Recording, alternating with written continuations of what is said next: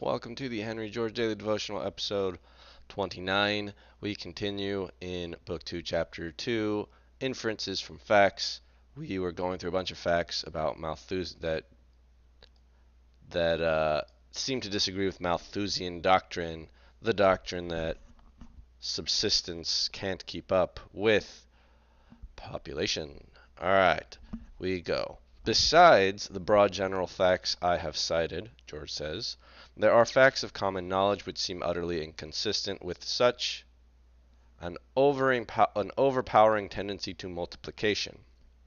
If the tendency to reproduce be so strong as Malthusianism supposes, how is it that families so often become extinct, families in which want is unknown?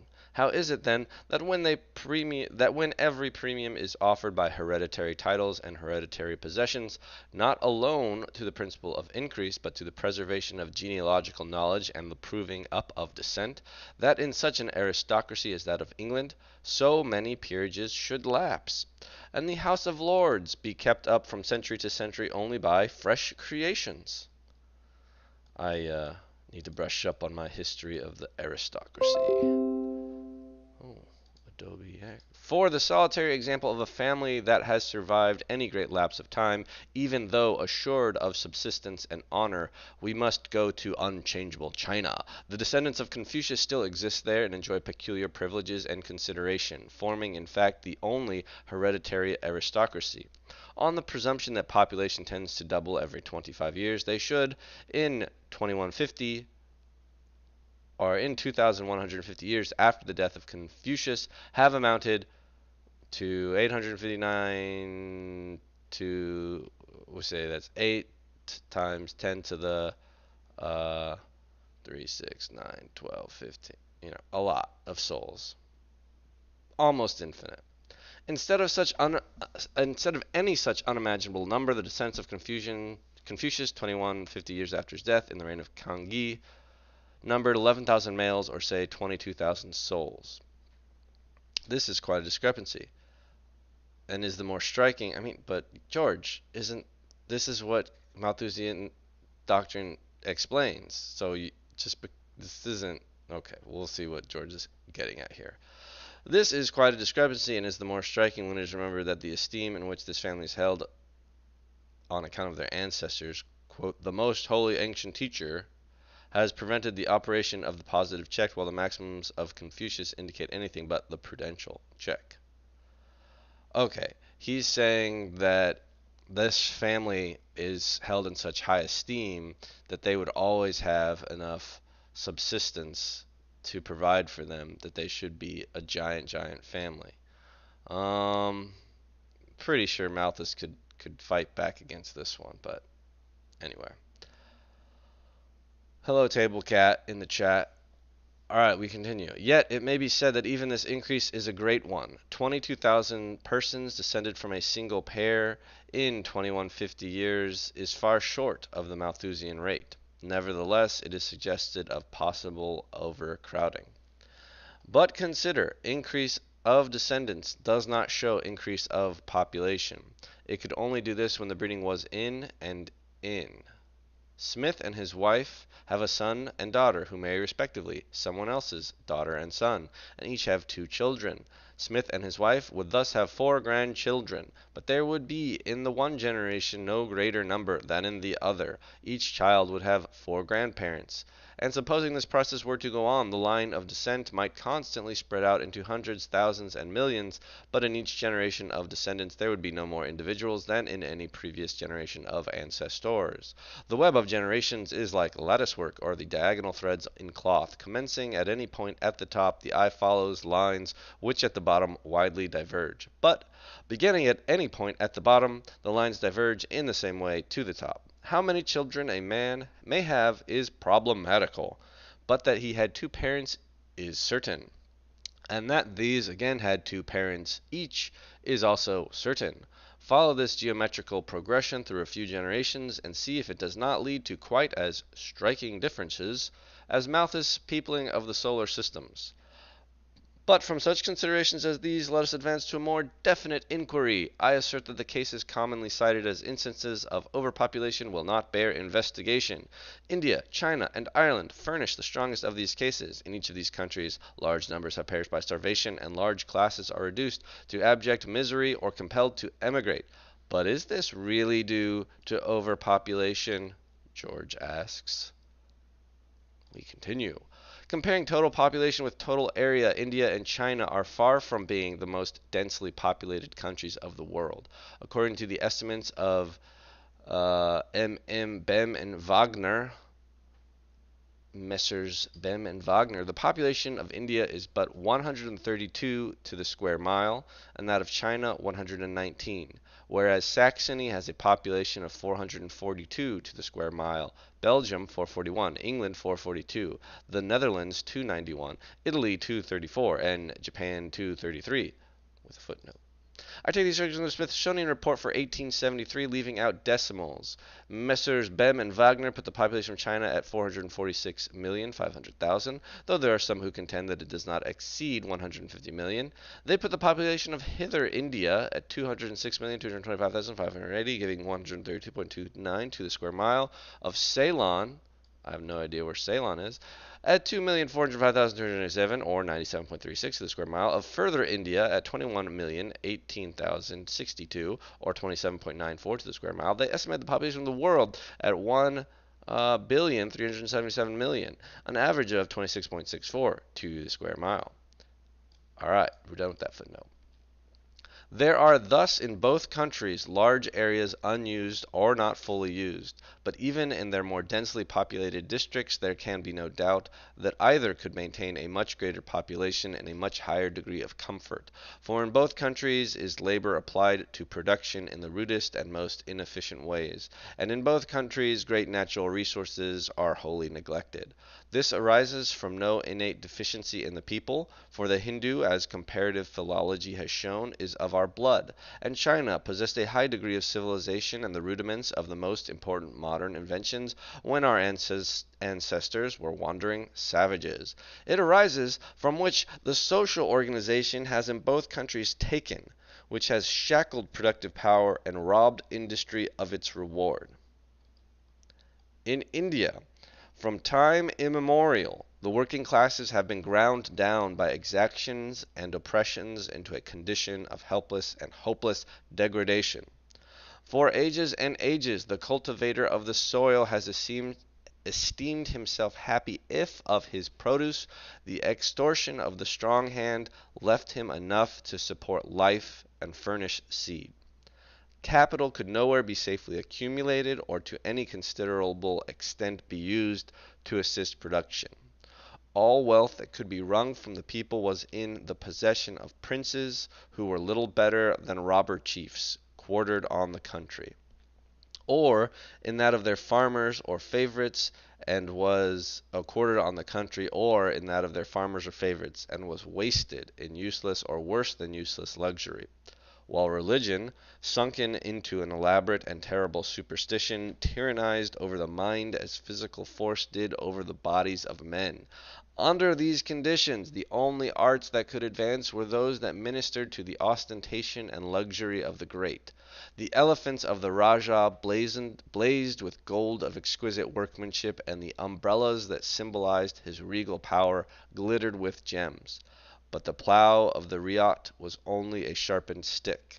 The ladies of the Rajah's harem wrapped themselves in muslins so fine as to take the name of woven wind. But the tools of the artisan were of the poorest and rudest description, and commerce could only be carried on, as it were, by stealth. I wonder how George learned all his history, being a not really fully educated man. We continue. Is it not clear that this tyranny and insecurity have produced the want and starvation of India, and not, as according to Buckle, the pressure of population upon subsistence that has produced the want, and the want the tyranny? All right, this is where he gets it. History of Civilization, Volume 1, Chapter 2. In this chapter, oh no, this is Buckle. In this chapter, Buckle has collected a great deal of evidence of the oppression and degradation of the people of India from the most remote times and conditions which, blinded by the Malthusian doctrine, he has accepted and made the cornerstone of his theory of the development of civilization. He attributes to the case with which food can there be produced. Says the Reverend William Tennant, a chaplain in the service of the East India Company, writing in 1796, 2 years before the publication of the Essay on Population. Essay on Population being Malthus's signature work, I believe. All right, here's what Reverend William Tennant says. When we reflect upon the great fertility of Hindostan, I guess that means India, it is amazing to consider the frequency of famine. It is evidently not owing to any sterility of soil or climate. The evil must be traced to some political cause, and it requires but little penetration to discover it in the avarice and extortion of the various governments. The great spur to industry, that of security, is taken away. Hence, no man raises more grain than is barely sufficient for himself, and the first unfavorable season produces a famine. The Mogul government at no period offered full security to the prince, still less to his vassals, and to peasants the most scanty protection of all. It was a continued tissue of violence and insurrection, treachery and punishment, under which neither commerce nor the arts could prosper, nor agriculture assume the appearance of a system. Its downfall gave rise to a state still more afflictive, since anarchy is worse than misrule. You hear that, you ANCAPs? Anarchy is worse than misrule. The Mohammedan government, wretched as it was, the Europeans have not the merit of overturning. It fell beneath the weight of its own corruption, and had already been succeeded by the multifarious tyranny of petty chiefs, whose right to govern consisted in their treason to the state, and whose exactions on the peasants were as boundless as their avarice. The rents to government were, and, where natives rule, still are, levied twice a year by a merciless banditti, under the semblance of an army, who wantonly destroy or carry off whatever part of the produce may satisfy their caprice or satiate their avidity, after having hunted the ill-fated peasants from the villages to the woods. Any attempt of the peasants to defend their persons or property within the mud walls of their villages only calls for the more signal vengeance on those useful but ill-fated mortals. They are then surrounded and attacked with musketry and field pieces till resistance ceases, when the survivors are sold, and their habitations burned and leveled with the ground. Hence you will frequently meet with the riots, I don't know if I'm saying that right, riots, gathering up the scattered remnants of what had yesterday been their habitation, if fear has permitted them to return. But oftener the ruins are seen smoking, after a second visitation of this kind, without the appearance of a human being to interrupt the awful silence of destruction. This description does not apply to the Mohammedan chieftains alone. It is equally applicable to the Rajas in the districts governed by Hindus. This is from India Recreations by Reverend William Tennant, London, 1804, Volume 1, Section 39. XXXIX. Back to George. To this merciless rapacity, which would have produced want and famine were the population but one to a square mile, and the land a Garden of Eden, succeeded, in the first era of British rule in India, as merciless a rapacity backed by a far more irresistible power. Okay, that succeeded was not as in terms of success, it was in terms of what came after. Says Macaulay in his essay on Lord Clive, enormous fortunes were rapidly accumulated at Calcutta, while millions of human beings were reduced to the extremity of wretchedness. They had been accustomed to live under tyranny, but never under tyranny like this. They found the little finger of the company thicker than the loins of the Suraja Dowlah. We're talking now about the British Empire. We continue with Macaulay. It resembled the government of evil genii, rather than the government of human tyrants. Sometimes they submitted in patient misery, sometimes they fled from the white man as their fathers had been used to fly from the Maharata, and the palanquin of the English traveler was often carried through silent villages and towns that the report of his approach had made desolate. Back to George. Quick comment though is, do we think the British Empire was worse than what came before? I have this general assumption, long history, long arc of history tends towards justice, and that each subsequent empire is a little bit juster than the previous, but maybe I'm wrong. Anyway, I guess we've gone now for 15 minutes, so goodbye.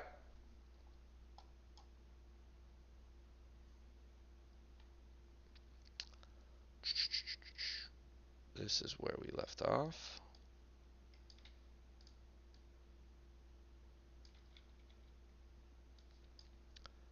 Episode 29, continued times 2. George talks a lot about India,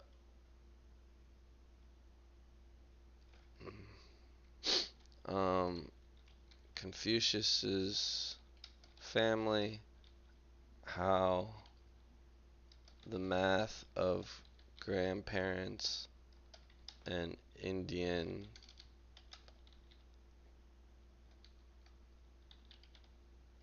farming under tyranny.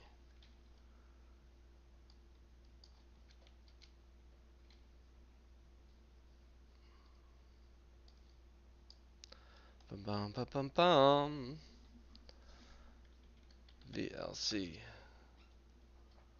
Media Convert Add OBS recording HEDD 29 Book 2 Chapter 2 Continued 2.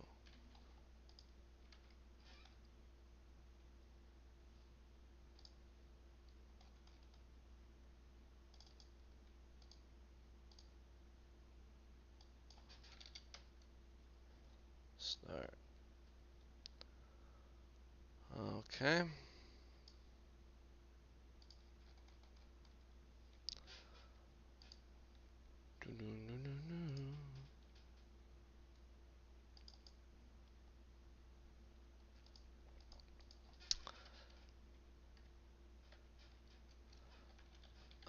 Confucius family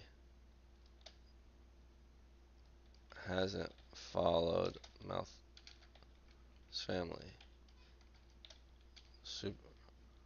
Although rich, hasn't followed Malthusian trajectory. Indian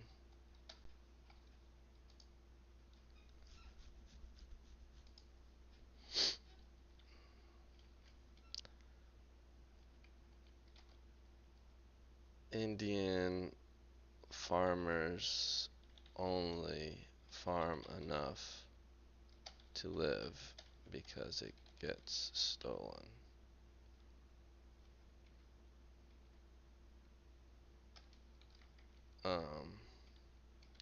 George talks about different historical population, examples of overpopulation in history.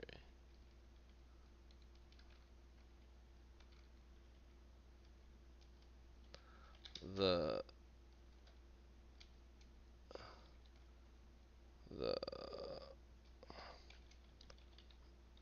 colonizers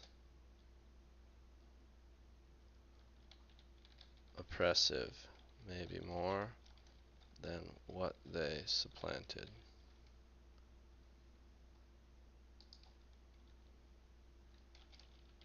British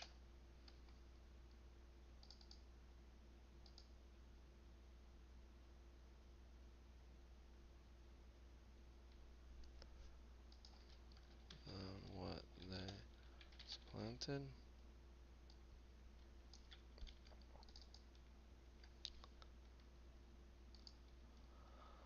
Dun dun dun dun dun.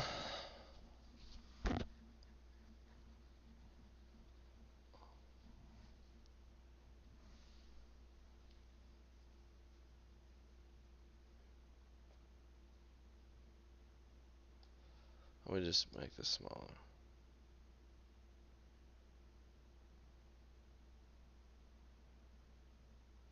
We can condense it. I don't know. ShoeTube, BooTube, WooTube, Switch account, Henry George, Daily Devotional, upload video, MP4.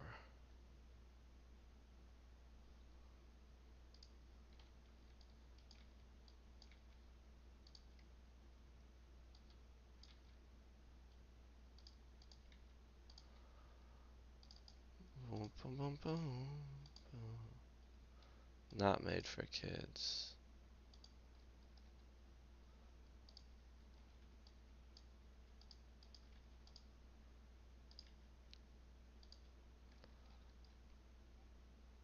English.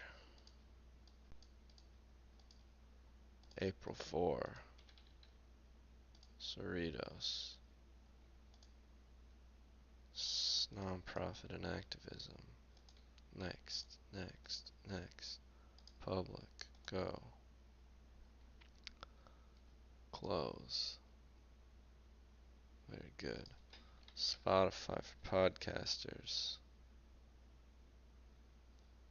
New episode. Wave.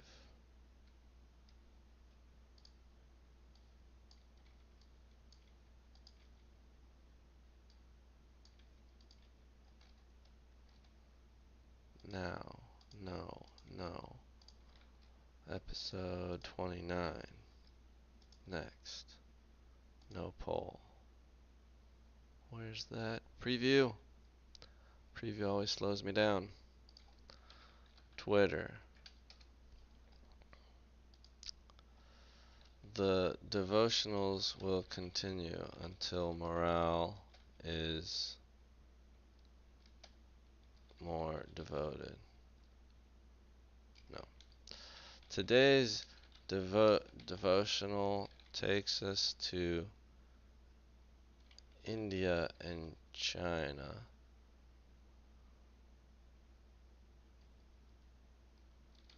And does some generational math.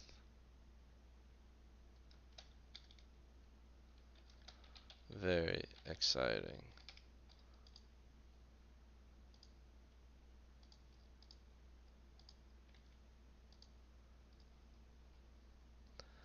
'18, single, often wildly, passionately pro-Trump. That guy's 18.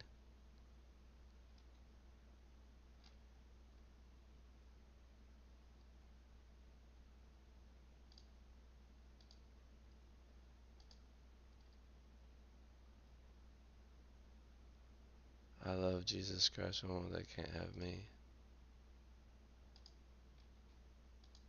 I like this.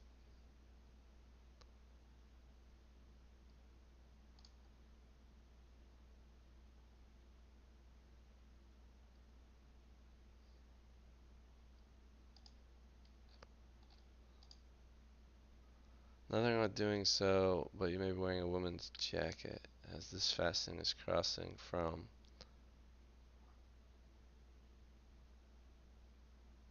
Is it? What do you mean? Isn't that from right to left?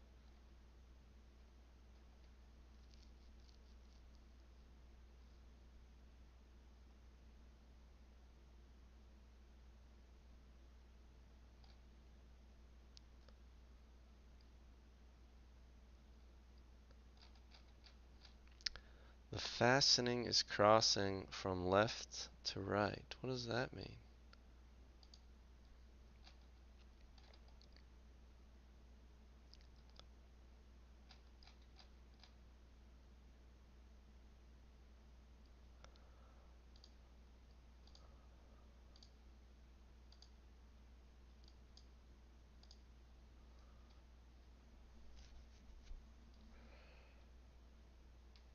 Goodbye, YouTube.